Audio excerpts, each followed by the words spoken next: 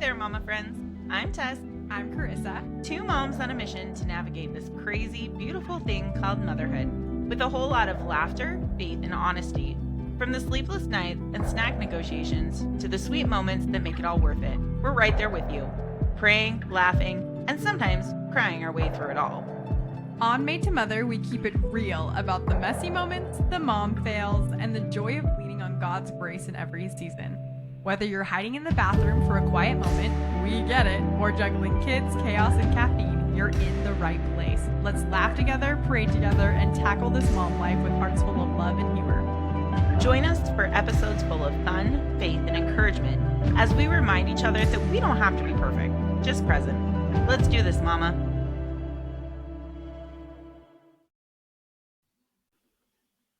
All right, welcome to today's episode. We're so excited to have our special guest, Amy Watson. Amy Watson is a certified life after baby loss coach and David Kessler certified grief educator. She combines her own experience of stillbirth, miscarriage, and pregnancy after loss with holistic mind and body practices to help lost parents heal their hearts. She is the host of Smooth Stones podcast, which I highly recommend, where she shares everything you need to build a beautiful life even without all your babies in your arms. Amy has spent more than a decade supporting families through volunteer work, including sewing thousands of tiny diapers and hats and offering in-person support in the hospital after the death of a baby. When she's not coaching, she enjoys spending time with her family, baking yummy treats, and doing DIY projects. Amy is the mom of 6 living children and 2 babies in heaven, Lauren and River. We're so excited to have you here, Amy. Thanks for joining us. Yes, thanks for having me. And I have to add to my bio, I'm a grandma now by 2 weeks. 2 weeks. Wow. You don't look like a grandma. Yeah. No, you don't. You look great. Well, if you just have your kids young and then they get married young, then you can be a grandma. Then you can be a young grandma too. Then you can be a grandma too. Yeah. Is that how this works? Oh my goodness. Yeah. But I really wanted to have you on, Amy, because Tess and I just recently went through miscarriages and we did an episode a couple weeks ago about our experiences. And I feel like that was really helpful for us to process it. We also wanted to put it out there to see if anybody could relate. However, afterwards, we were kind of thinking about it, and there's probably a lot of women who couldn't relate to our miscarriage stories, and there's still a lot of grief that people experience that wasn't the same as ours. So we really wanted to have you on the show to talk about those different perspectives and tools of grief. Yeah. Awesome. Well, and thank you. Thank you. I was listening to your episode about your losses, and I'm so sorry. And I'm so glad that you had each other.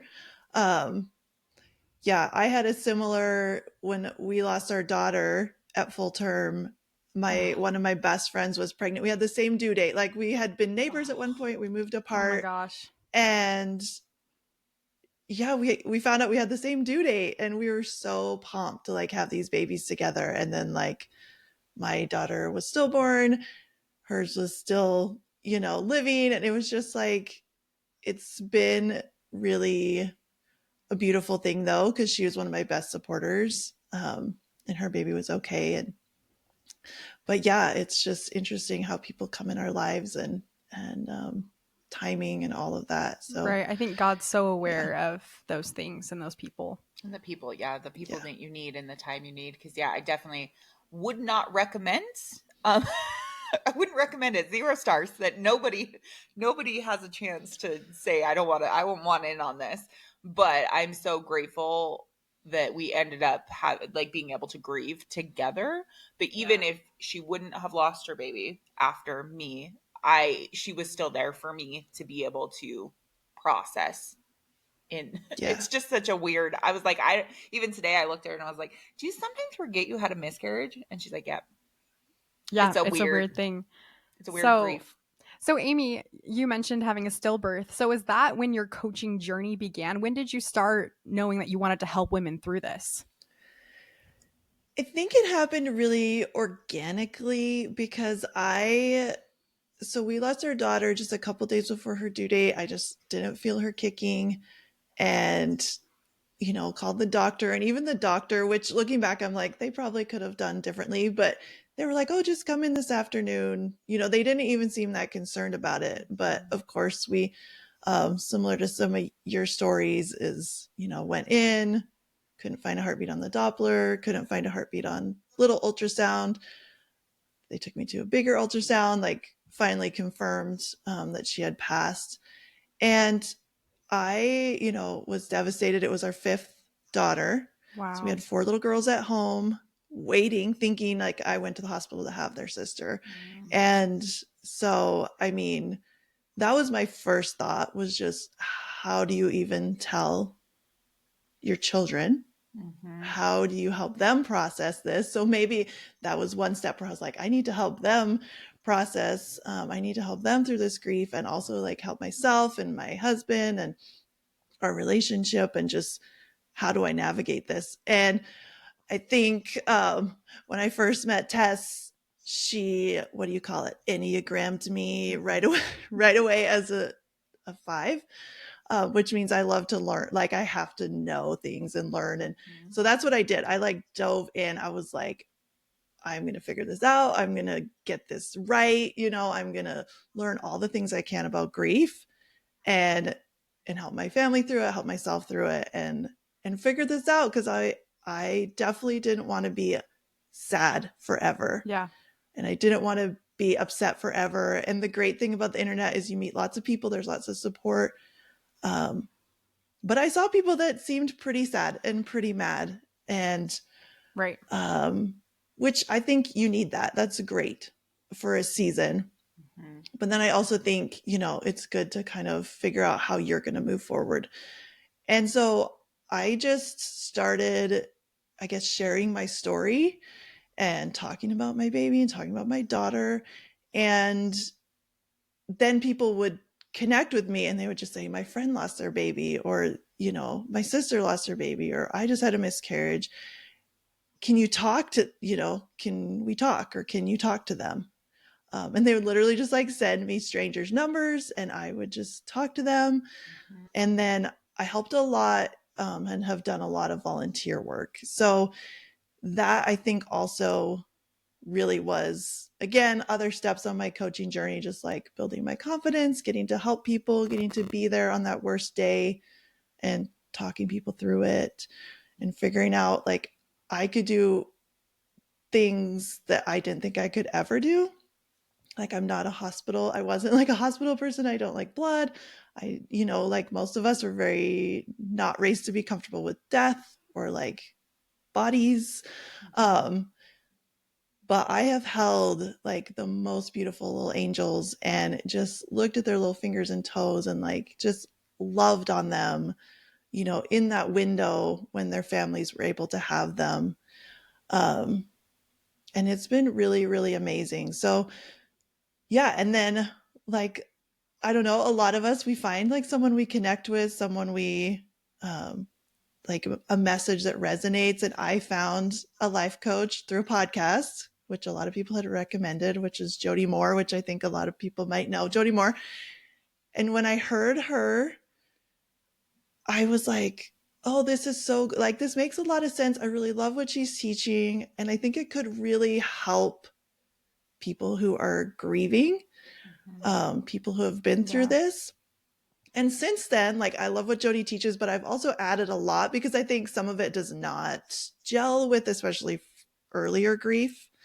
I think in early grief, you just get to be really sad, and you just need to learn about grief, learn about like what's going on, what's happening with your emotions, why it's totally normal. And I feel like for me, it was like I wasn't even in my body. Like I didn't even know how to, I felt like I wasn't even there. So I'm like, even if I tried to be like, okay, I'm going to try to take a positive spin and learn from this, I was like, I was so numb that I was like, I don't even know I don't know how to handle this because I've never experienced like grief like that before. That just is all encompassing, takes over your whole body.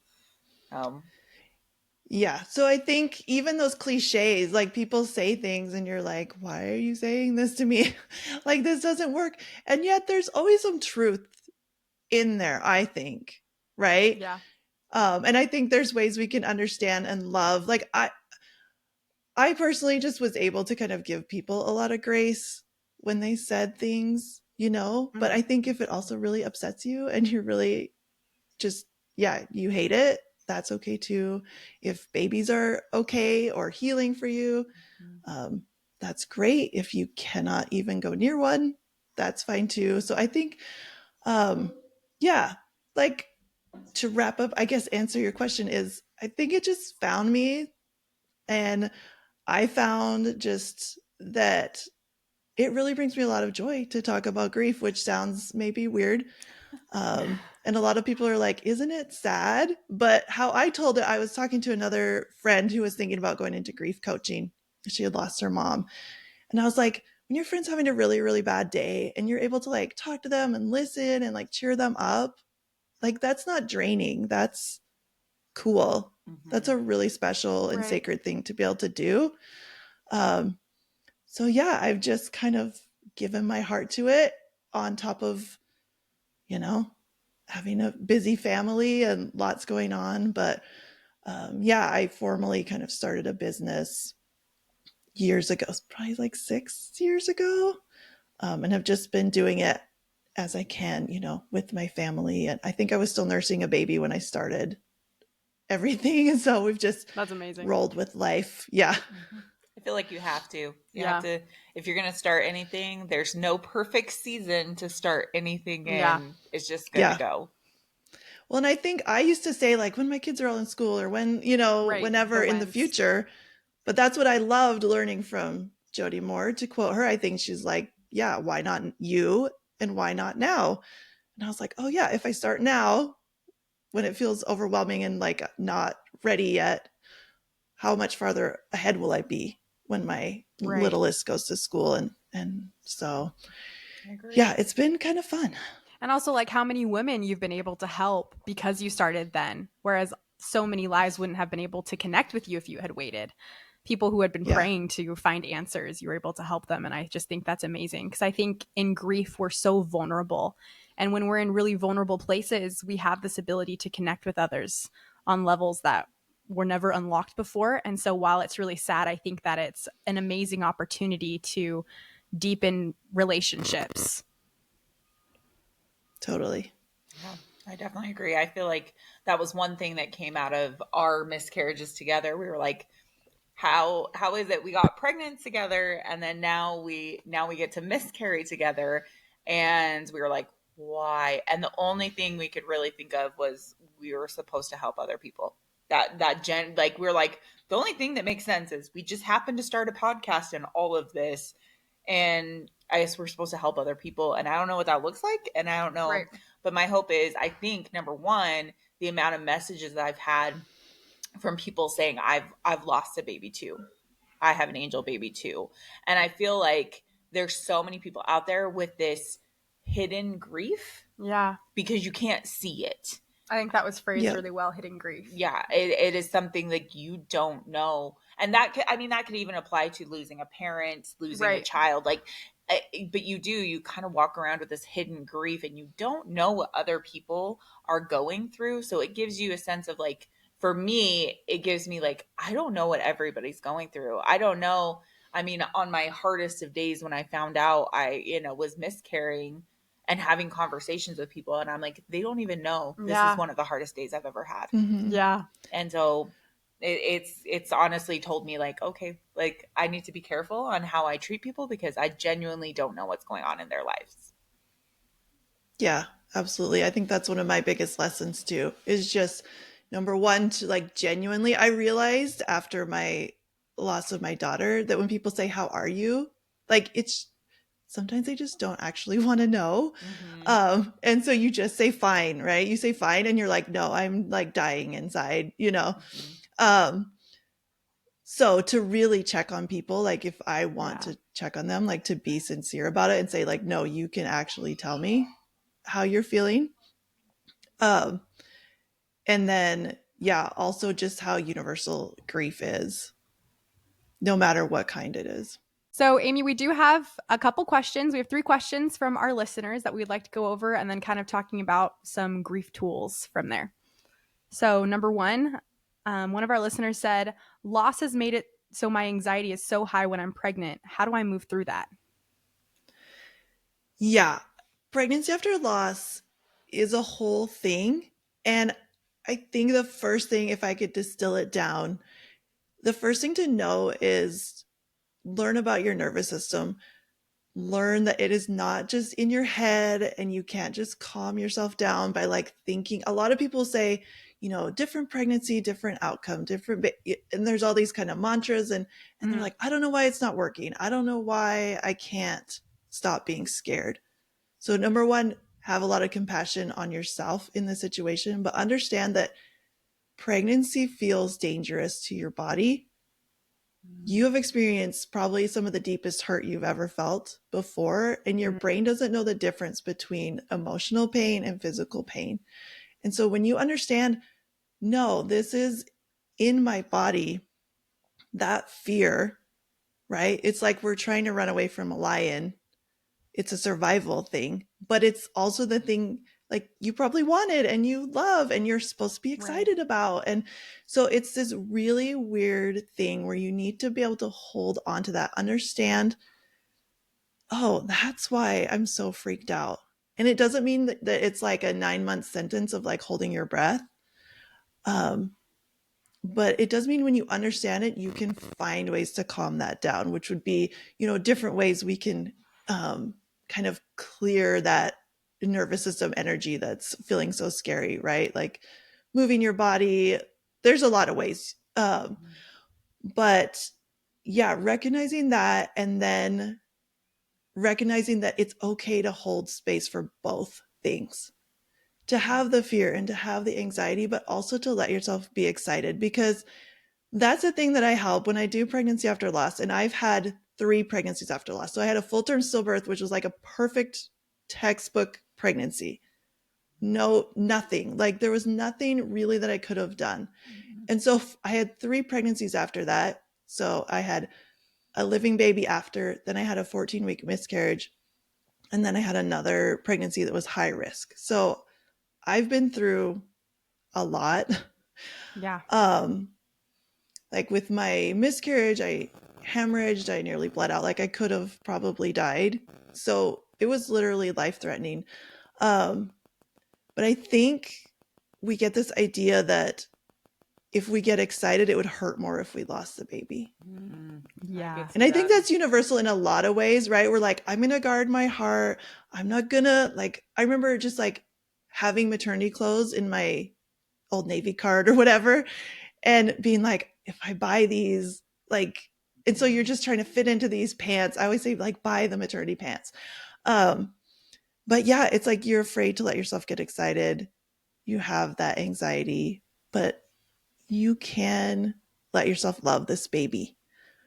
I really encourage people to even give yourself 30 seconds a day to just put your hand on your heart, put your hand on your belly, and just connect with your baby and let yourself love them, even if it's for 30 seconds, because that can feel like a huge leap of faith to like let yourself love that baby and be excited about that baby, and talk to them. But I really say get a good support team, and understand that this is a very special time and that you deserve to be well taken care of. And so I say let go of the small stuff is another thing I say for pregnancy after loss. It's like, bring in that circle of what you're doing, create yourself a little cozy cocoon, and the rest of it can just go. Like it just doesn't matter. And we're so like conditioned, especially as women or like women in church. There's like so many things we feel like we have to do. But give yourself that permission to just take care of yourself, your mental health, your physical health, take care of this baby and like your family, your things that are really important to you, and just let the rest go. Because this is a really, really special and sometimes difficult time. I think for me, my last pregnancy, not this miscarriage, I was not ready to be pregnant. I don't know if you've been through that, Carissa. But I was not ready. And then I ended up being really sick. And so I felt like I was very resentful with my previous, my Lincoln. I was very upset. My body was at its like physical peak. I was in a great space mentally, emotionally, and then I got sick with Lincoln, and then I got HG, and so I was like so sick and dying in hospital, and I was angry at him, and I almost like didn't want to love him because I was mad at him. And that's when I realized, like, just because he wasn't wanted didn't mean he wasn't loved. And I loved him so deeply, and I can't imagine a world without Lincoln. Like, he's man, I love that little boy more than anything. But it was so interesting going into this pregnancy, which out of my 4 pregnancies, this was the only the second one we tried on. And for, we tried for 5 months, and like I'm older, and so it's harder to get pregnant and to stay pregnant. But I prayed for this child and I hoped for this child. And so I feel like sometimes that feeling of like not wanting, like, I'm like, what if I would have just like let it be? But I'm like, there was a child that I literally was like angry at. Like, I had prepartum. I was so angry. And then there was this one that I just was begging this baby to stay. As soon as I started bleeding, I was like, just stay, just stay. I love you so much. Mm-hmm. And so I feel like I've had both, where I've had one I'm angry and one that I prayed for and wanted. And so I feel like, but the one that I went in where I wanted and I was so loved, which there was nothing wrong with what happened in Lincoln's. That was like my mental health more than anything. Right. But I feel like for me that I'm like, you're not going to wish your baby away. Like, that had nothing to do. This baby was loved from the moment we found out we were having a baby. So that's not, sorry, yeah. I'm a crier. Goodness. Oh, please cry. Pull myself together. You don't need to apologize. Tears are good. But yeah, so I feel like sometimes people are like, oh, I can't love this baby, or I can't feel this baby. And I was like, no, like, there was one that I was like legit up to like 9 months. Like, I don't know about this. And then he got here and has been the big, actually, I want to say even a few months after he got here, I was still like, I'm not really so sure about this. But like, you can't wish your baby away. And I'm grateful I spent the time that I had with this baby, loving this baby through it, because I feel like at least during that time, this baby was very, very loved, no matter what, no matter how you handle it. I feel like me loving this child was a big difference for me. Yeah. And I think it's really, if you're just in survival mode, like I was totally just in survival mode that whole pregnancy, because Lauren died in the middle of March and he was due like in April the next year. So it was like my first year of grief, and I was pregnant again, and it was like so hard. So if you're just in survival mode, that's fine too. Mm-hmm. But I think what a lot of people get stuck in is they like feel bad that they're in survival mode. And so it's like, how can we alleviate some of that? Like, where we're judging ourselves or like our experience, and just like go easy. Yeah, but it can be hard to give ourselves grace, because we have sometimes these really harsh expectations. But I think recognizing ahead of time some really hard spots ahead of time can be really helpful. Like, I am already thinking about trying again for another pregnancy, and I'm like, okay, some pre-dates that are probably going to be hard is like finding out I'm pregnant. That's going to be a little bit difficult and exciting. And then when my baby reaches the size of a lime, that's where I lost the baby. And so I know that that's going to be a hard moment. I know August is going to be a hard month, just because that was the month that the baby was supposed to be here, or September for you. And so maybe trying to recognize and allow. I like that you said to let both be present. I feel like I really didn't know that grief and peace, or that more than one emotion, could hold space in my brain, in my body, in my emotions. And that was really fascinating to me through this. That's something weird that I just didn't expect it. Yeah. Do you want to do the next question? Sure. Okay, so our next question from one of our listeners is, I felt like my miscarriage made me lose relationships because I didn't know how to handle it. How can I move forward? Yeah, well, and that is something that does happen. Is we call them just secondary losses, right? We go through the loss of the baby, but then relationships shift. It can be with your family, it can be with your friends. Tell me again what the end of that question was. So I felt like my miscarriage made me lose relationships because I didn't know how to handle it. Okay. Yeah, I think number one, be kind to yourself, right? We're not supposed to know. Like for many of us, like losing your baby is the first time you have felt that firsthand grief. We might have lost grandparents or, people, or some of us might have had other griefs before, but it just wasn't this close. And so you're not supposed to know what to do. Our culture is not very good at teaching us. In fact, they're good at teaching us what like terrible things that don't help. And so always, always compassion first. Then I would just look at the relationships and figure out, like, I would just ask yourself, is the relationship really lost?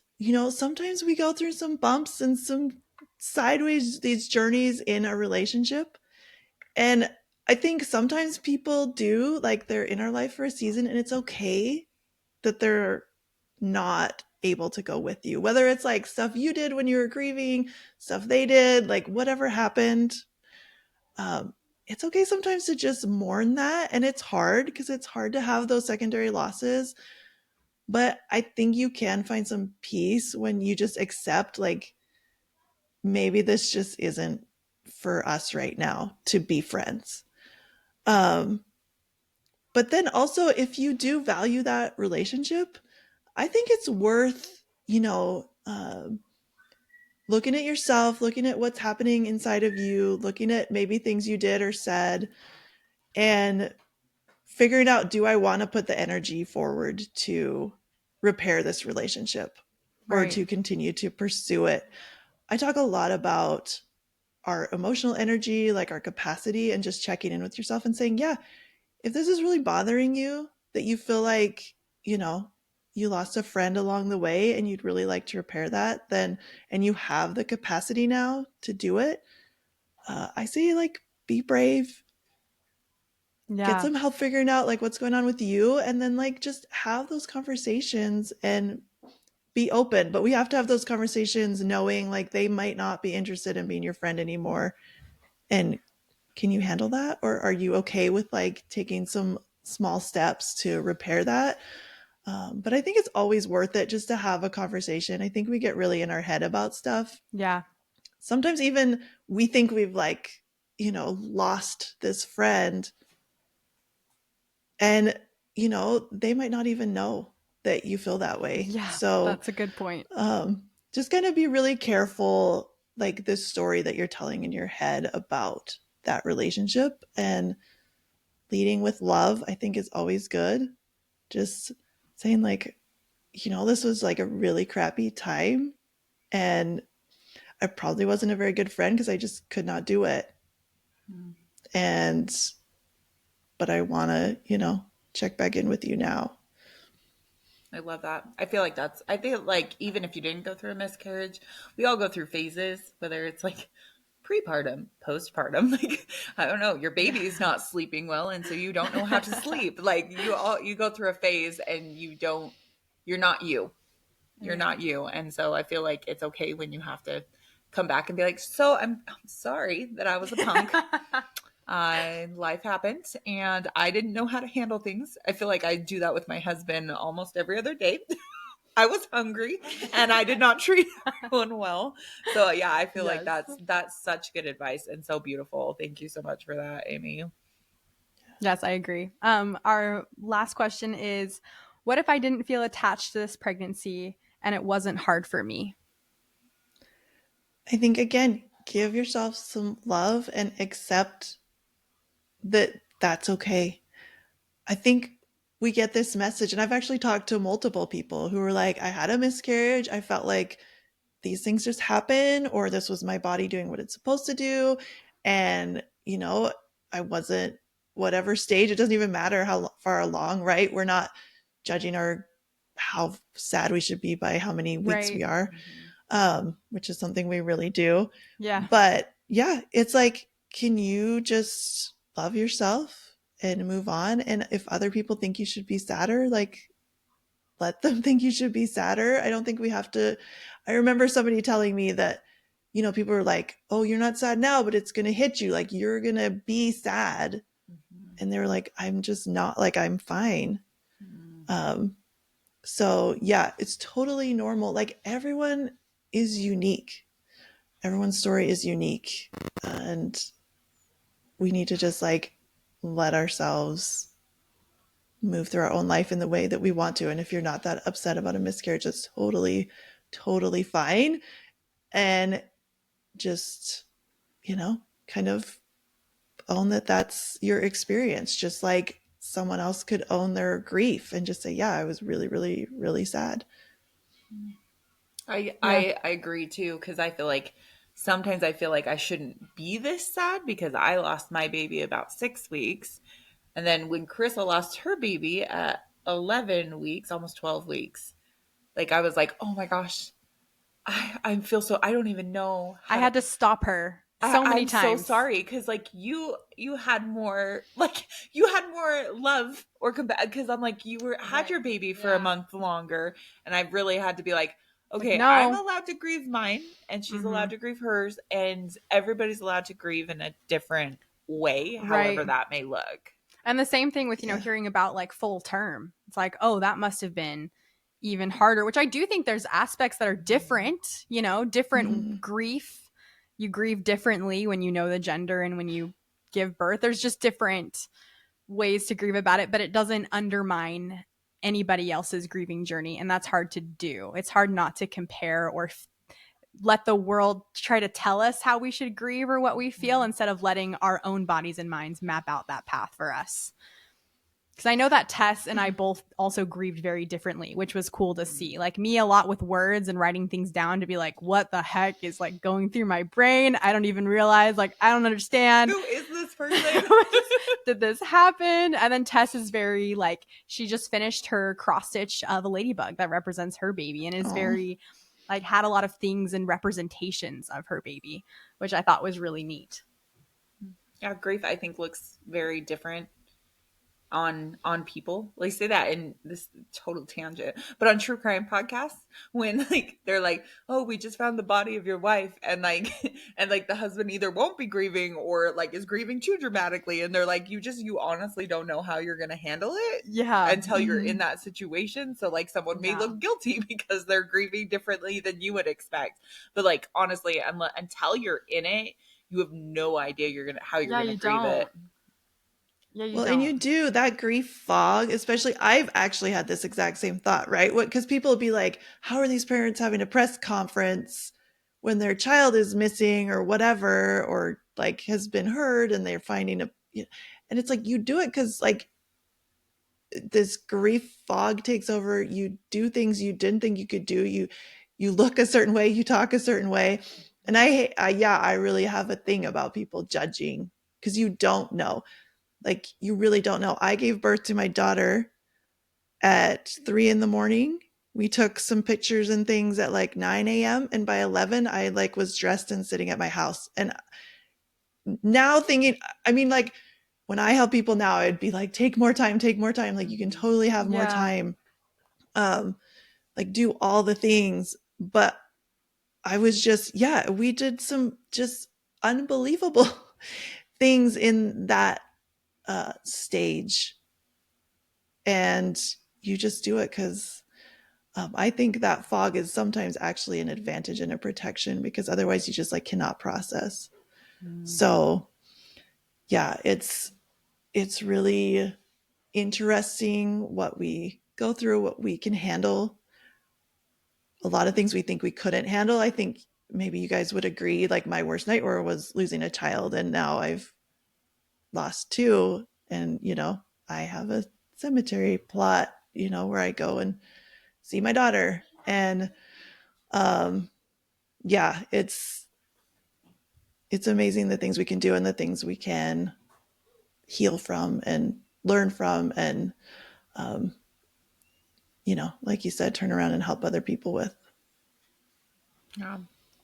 I love that. And I feel too that like this, especially answering like her question, like whatever it's gonna look like for you is okay. And that's Chris and I went through similar things. We had different types of miscarriages. Yeah. and we had different times of our, like, we had different things. We grieved in some similar ways, but we grieved in very different ways. And I feel like that's okay. That's okay. I felt like I was abused as a child. And I remember I went to like this big like session with like a bunch of people that had also been abused as children, but they were all sexually molested as children, and I was not. And so I felt like they had it. I was like, oh, I can't heal my trauma because like their trauma is way more deeper than my trauma. And I remember Mhm. like my therapist being like, but your trauma still affects you. So why like she's like, that's the silliest thing I've ever heard. You're not allowed to heal yourself because people had it worse than you, Right. or that you handled it differently. Right. Like, you are allowed to heal yourself in the way that it works for you and what your body needs. And so don't discount or don't overshadow yours compared to someone else too. I think everybody's got their own things they're struggling with, but for you, this is your world, and whatever your grieving or your healing looks like, take that in, and you're allowed to move forward in it. Yeah. So, Amy, what are some grieving tools that helped you through your multiple losses? Like I said before, definitely books, which there's zillions of them now. And that was really helpful just learning. And that's me, right? That's Mm, what works for me because that's what I like to do. I'm like, if I could just mm, have all the knowledge, then I can handle this. mm. Um, I definitely think finding people who understand is a huge thing. Because it's the worst club to join, whatever your club is, whether it's like your kid has cancer or like your mom died or some, there's like so many struggles. And that's what I love about this age, as much as social media and screens and all this stuff is hard. Like, it's problematic at times, a lot, but being able to connect with people who understand what you're going through Yeah. is so huge. So I think like that peer to peer connection of like, we can vent to each other, um, we can empathize, we can like pile on and be mad at whatever your mother-in-law said about, something. I think is really important. And also having someone who maybe is a little further along that can help you, whether it is a therapist, a coach, um, like a church leader, a faith leader, whatever it is, finding someone who can help you kind of navigate those things. Because, like I said, it's not easy. We don't have a lot of guidance. So, but there are so many resources out there. There's online support groups, there's in-person support groups. It depends where you live. Like when I went through my losses, I was in really small towns. We just like didn't have a ton of options. But I think finding that support is really, really important. I think taking care of yourself and your basic needs is really important. And sometimes we forget that, Yeah, it can be easy to put in the back. especially like, particularly with the loss of a baby, like you are postpartum, you're bleeding, depending how far along you are, like your Yeah. milk comes in, there's all the things. And I think, like, especially even in like America right now, it's like you don't even get time off. Like, there's people fighting right now to get a few days off if you're, because if you have a baby, sometimes there's, what's it called? I don't know all Like the paid words, like leave or FMLA and like yeah, different things to FMLA. get off work. But they're like, oh, well, your baby died, so you should just go back to work. And it's like, no, like Right. Yeah. this still happened. I'm still recovering. Mm. And so I think that's really important to just I didn't like, even and think again, we about have to that. turn off that story of like, we're just going to power through. It's like, no, like take care of yourself. Mm. Um, this is the time to do it. And I think you touched on your episode really is like letting people help you too, Yeah, which which can goes be right hard. along. Yeah. Because you don't know, a lot of times you really don't know what to do, or what to ask for, and we're Yeah. not comfortable asking. Um, but if people offer, or if you're really struggling, like I always say it's quality, not quantity. With if you just have a couple of people that you can text and be like, I'm really struggling today. Like, can you grab one my person kids? makes Or all the difference. yeah. Or can you talk or whatever, is huge too. So, I mean, there's so many things, but I think that's really, really important. Just understanding what you're going through, having a good support system around you. And like I said before, just giving yourself tons of compassion as you figure this out. And even I've seen people who have had multiple losses, or maybe they've had different griefs in their life, and they also have that story of like, I should know how to do this. Yeah. Because I've been through it before. But it's like, but you haven't been through this. Like, you haven't lost 2 babies before. You haven't lost, your mom and your baby within a year, which I know some people that happened to. And it's like, you haven't been through this. So I don't know why we just feel like we have to, again, judge and whatever ourselves and tell ourselves we're doing it wrong. Like, you're not doing it wrong. You're doing awesome. And this is really hard. Yeah. And that's okay, right? That we're just struggling a bit, because you're supposed to struggle when hard things happen.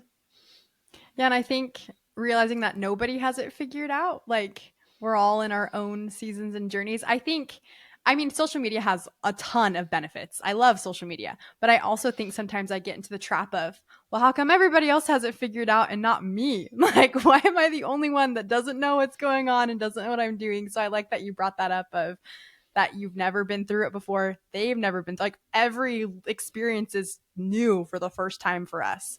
And we need to be more compassionate with that, which can be really hard, especially just as moms, because we want to be on top of things and we have these expectations for ourselves and we want to be super moms, but we can only be super moms if we give ourselves compassion.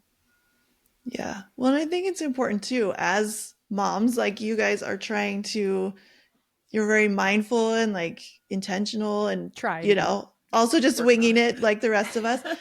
But it's like, how do we be a better example? Like, I want to be a better example to my children of what grief looks like and how to help people and how to like experience it and how it's okay to cry and it's okay to ask questions and it's okay to talk about it. I remember after, so my kids were really excited about the baby. And then when Carissa lost her baby, my Lincoln came up to her and said, I'm sorry your baby died. And I'm like, that's so hard to hear, but also like, that's so real, like from a child's perspective, that they're like, they were grieving that loss, but also like that they could see like, why did we lose our baby? And then Carissa lost her baby. And so like they were able to say like, I'm sorry that you had to lose your baby too. And he's only 6 years old. Mm-hmm. And so you're right. Like those are compassions. I want to teach my kids not only how to be compassionate to others, but compassionate to themselves, and say like, there are times where I'm like, mom's just really sad right now. And I'm going to read my book and shirk all my responsibilities for it. That's right. Eat some chocolate. And I think that a lot of times we feel like we need to shield our kids from pain too, right? We need to shield them from the hard things. If their goldfish dies, we got to run down and get that new one, right? Because we don't want to talk to them about that. But is that the best thing for them? Is it the best thing to like plow all those hard things out of their life? Or is it okay to let them experience it, let them process it, let them talk about it? And it does take a lot sometimes to be able to handle those questions. I know my kids, so I have 2, we call them rainbow babies born after loss. And they still ask questions. And as they grow, they ask questions, right? Sometimes kids will experience something when they're quite young. And then as they grow, they're going to like make more sense of it. Like, we just had our daughter's 12th birthday, and my son, he's turning 11, that was born a year after. He's like, oh, she would have been in this grade, or like she would have been like my really close sister. And it's like, yeah, like, but then also like maybe we wouldn't have had you, it's like this whole thing, but Yeah. which we don't get into with him, but yeah, it's just this, I just think it's really important. Like I have a lot of people when we're in the hospital and they would be like, I don't know if I should bring my kids. Like, I don't know if my kids should like experience what this looks like, or like, would it scare them? Would it traumatize them? But in my experience, it can be really helpful and healing and help them, because pregnancy loss can be so like hard for a kid to visualize or like understand. Yeah, that's a really good Really, point. it's like it was there and they put their hand on your belly and like whatever. Um, but I think any way that we can like keep connecting them to that, or like doing little rituals, whatever it is for you, whatever feels comfortable. Like we planted a flower garden, and like the kids could help with that, and it just gave them something to do and help to process that. But yeah, I just think kids are very resilient. They also need a lot of guidance, and we're all just figuring it out. But I think it can be a beautiful thing to allow them to see grief and to learn about grief. Because I don't know about you guys, but I grew up very much like we don't go to cemeteries, kids don't go to funerals, like none of it. Cemeteries are scary, there's ghosts and like all of that. And so for me, I had to like relearn and like get comfortable. And like now I love cemeteries. Like I'm just a weirdo, and I would like see a cemetery and be like, I want to go walk around in that cemetery. But yeah, I think if you're going through grief and you're a mom and you're listening to this podcast, I would say just open up to, letting your kids walk beside you through this. I love that. I love that too. I really love that, because I feel like we were the ones that we told our kids right away when we were pregnant, and every week they'd be so excited to open up the app and figure out how big the baby was, and they're part of our journey. But they also, I think it taught them a lot of compassion for me when we were going through it, because like even hearing my husband when we came back from the hospital, and hearing my husband talk to my kids and saying like, mom's really sad right now because like this was supposed to be our little baby, and like the way my husband like was comforting and talking about it with our children, and I think it taught our children like that I'm human, and like I think that was like the first time that my kids saw me not just like as the person that like gives them food and like hugs them and tells them to go do things. Like they kind of sat back and were like, oh, like mom's hurting. And even though they physically couldn't see me hurting, like that was like, I feel like the first time they really saw and started to understand emotional pain and what that looks like for other people outside of themselves. And I think, kids, even if they don't understand exactly what's going on, they can feel the difference. So if you don't explain it to them, it might be really confusing for them to see you not in a good mentally place. Whereas I think, it's good to let them know, because in Tess's experience, she's raising future husbands who might have wives who go through a miscarriage, and they might tap back into this memory of my mom went through that, and use Tess as a resource and think about maybe what their mom went through, and it might just make them more empathetic in the future. So I do think it is a great opportunity to let them see that. Walker was 2, so I didn't explain it to him. Tess just took him. That was perfect. But when you have older kids, like I imagine it was very helpful for your kids, Amy, to explain. Did you have them come and see the baby, the 2 that you lost? Yeah, so Lauren, we did, and we took pictures and like had time together, and then we had like a burial and everything. So they were able to meet her, but not again. I wish I would have spent more time. And then River, I had surgery, so we weren't able to. That's a whole other side of my story. But it was kind of a rough thing. But yeah, I did want to say too that a shout out to the men in our lives, because they lost a baby too, and a lot of times they're trying to be that rock, or like I love that your husband was able to like talk and explain. My husband had to go and tell our daughters what had happened, because anyways, for some reason I think everyone was so in shock, they just like kept me at the hospital and were like, we're inducing you right now. And I was like, I could have gone and got a toothbrush, like I could have had a second. It wouldn't have mattered, but he had to go do that. So I think it's really, it is important because men are socialized to just like, Be strong, be the be man of the strong, hold it house, in. don't And show fear, emotion. well, and people will go right past him, and hug the mom in a Oh, yeah. loss, and it's like, no, he's hurting too. There's a I really think for beautiful my poem I'll have husband, to send you, but my it's a husband went to tearjerker. blaming himself and he felt like it was probably his fault. And I feel like a lot of men might go to that and nobody knows it but the wife. And they don't have the sometimes they don't have the language to explain it. And also the medical side of it. Like my husband watched me have like no blood pressure when I had not enough blood in my body. He was sitting in the waiting room when a 20-minute procedure turned into 92 minutes or something. Wow. And he's holding my hand. And even going into pregnancy after loss, I would say a lot of people, like touching back to that questions, it's like a lot of times your partner is scared like to watch you go through that again. Whether or not you had like a life-threatening thing, right? They've watched you go through a lot of pain, emotionally and physically. So I think, that can be really tricky too for families. It's just like, are we even on the same page with trying again or any of that? Yeah, kind of checking in and see what's the next step. It's weird, like thinking about trying again, because at some, like, we're thinking about it right now, and some of the thoughts in my mind is, like I lost 4 months.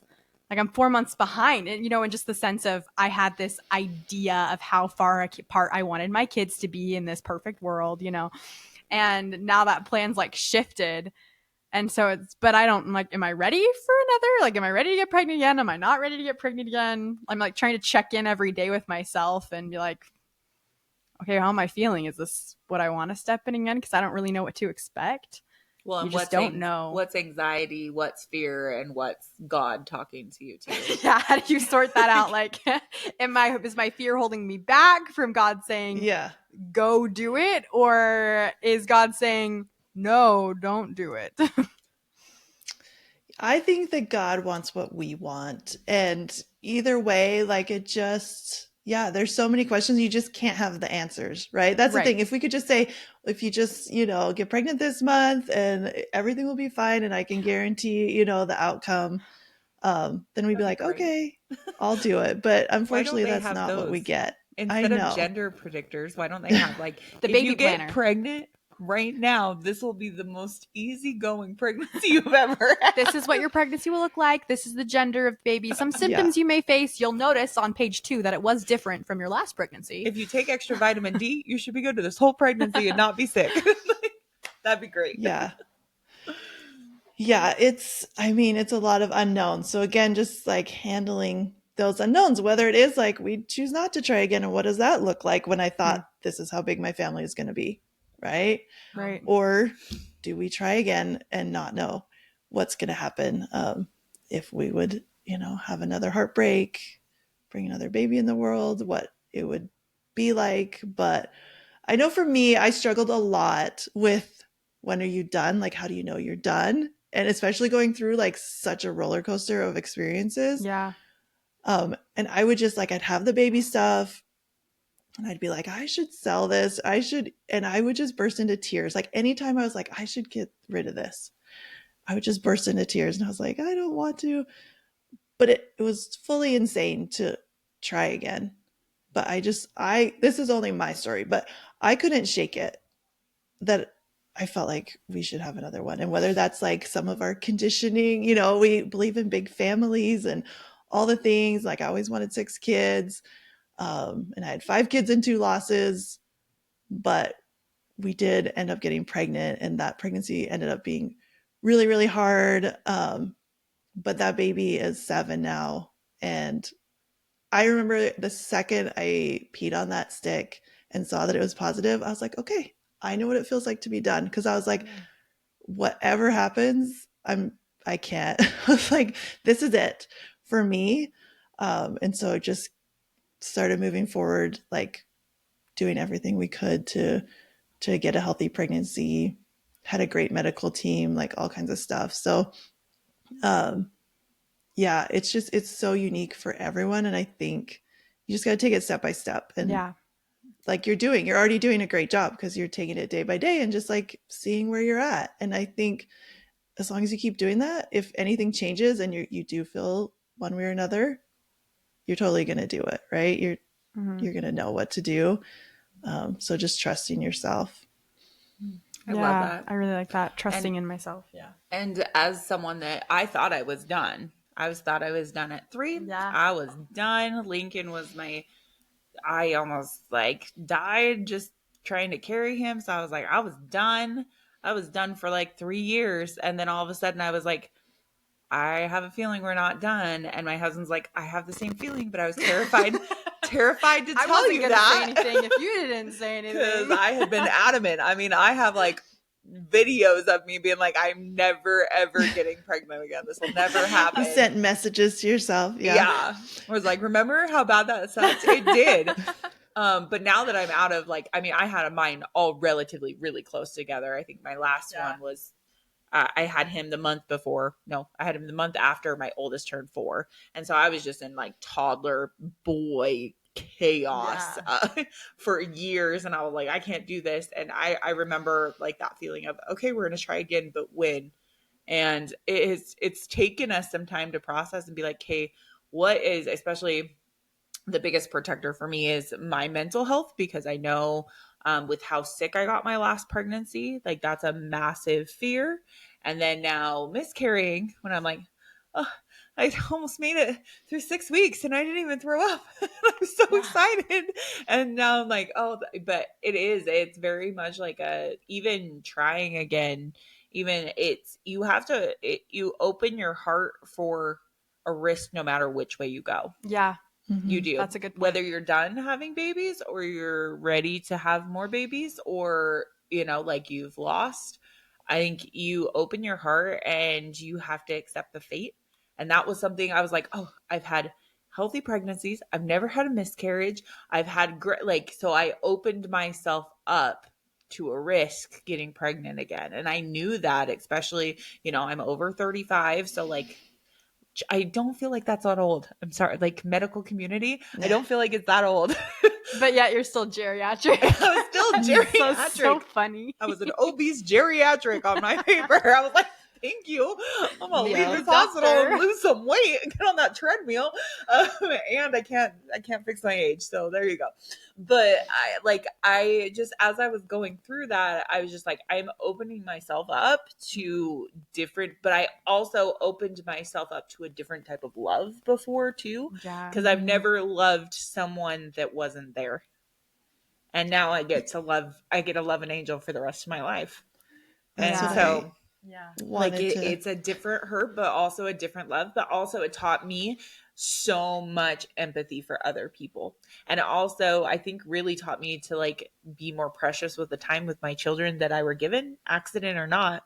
Their pregnancy happened and all the things worked out perfectly with them. And it taught me like they really are miracles. Each child is a little miracle. Yeah. And that, well, no matter how long they stay, is what I always say too, is like their life matters, because when you lose a child or a baby, during pregnancy, it's a lot of the story of their loss.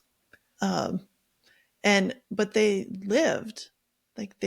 And if you know someone, I mean, you can ask them, like, what did you crave? Or what, if they got to meet the baby, like, what did they look like? What features did they have? Like, whose nose did they have? Or any of that. Like, I really tried to talk about their life, not just their death, right? Yeah. Because they are all miracles. And when I've held those little babies in my hands and taken their little footprints and their little handprints and dressed them and wrapped them up and give them to their family, it's like, no, they are miracles. And they are so loved. And that's a thing with no matter what, it's, there's a lot of fear. There's a lot of unknown in mothering, but there's so much love. Yeah. Agreed. Well, and it wasn't, this baby was loved not just by me, but my husband, my children, Yeah. the grandparents that were so excited for this baby, friends. Like, this baby had a whole family that was ready for it. Mhm. And yeah, like it was a little miracle that we all got to bond over, and Yeah. then we'll And still remember and Yep. carry. Mm-hmm. Yep. Oh my goodness. You stop crying over I was No, like, it's goodness, I'm a crybaby over here. No. But, well, thank you so much for being on our show, Amy. I wanted to bring up, I saw that you're doing a Mother's Day special with an email chain. Would you explain a little bit of that? I wanted to kind of put it on here as well because I think it's awesome. Yeah. So I know, like you were saying, there's lots of milestones that can be difficult, and Mother's Day can be one of them for a number of reasons. Like, it can be complicated on a good day for people, but also when you've been through a loss, it can be a reminder. I know I've had like clients that they were due near Mother's Day, or they had the loss near Mother's Day, or it was their first baby, or they've only had losses, and it's like, what even is my motherhood? You know, how do I deal with all these people and their expectations, and my own expectations? So I just wanted to help people. And so it's like a 30-day email challenge. I call it a challenge because I didn't know what other word to use, but it's really like a support. So every day you get a little email. It's going to support you in helping you plan, in helping you take care of your emotions, in helping you care for yourself in like a real deep, tangible way, so that you don't have to dread Mother's Day. Because that's what I see a lot, is people are just like looking forward to this day thinking like this is going to be really, really hard and really awful.